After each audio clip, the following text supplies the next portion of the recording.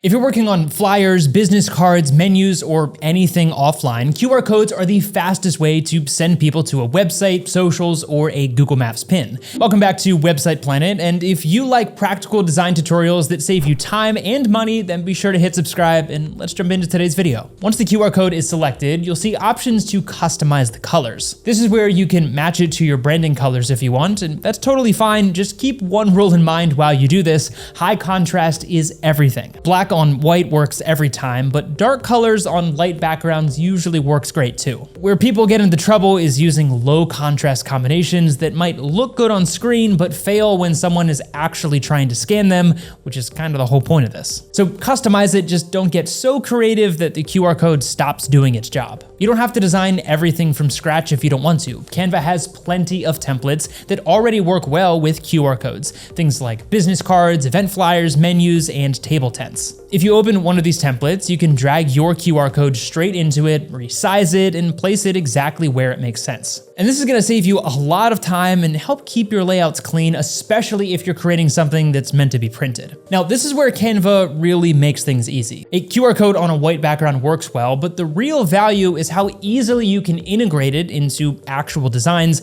without exporting, re-uploading, or switching tools. So let's start with a business card. If you open a business card template, you can drag your QR code straight onto the design. Resize it, tuck it into the corner, and you're done. You can link this to a portfolio, a contact page, or even a digital business card. Next, an event flyer. Here, a QR code works great for things like registrations, schedules, or directions. You can place it near the bottom, add a small line of text like scan for details, and that's it. You can also move it around freely, and it'll still scan as long as the code isn't covered or cropped. And finally, menus or table tents. This is probably the most common use case right now. Drop the QR code onto a menu or table tent design and link it to a digital menu, online ordering page, or reviews. If you ever need to update the link later, you can regenerate the code and swap it in without redesigning everything. The key thing to remember is simple. Resizing won't break the QR code as long as you don't crop it, cover parts of it, or kill the contrast. Once everything looks good, click share, then download. For most use cases, PNG works perfectly,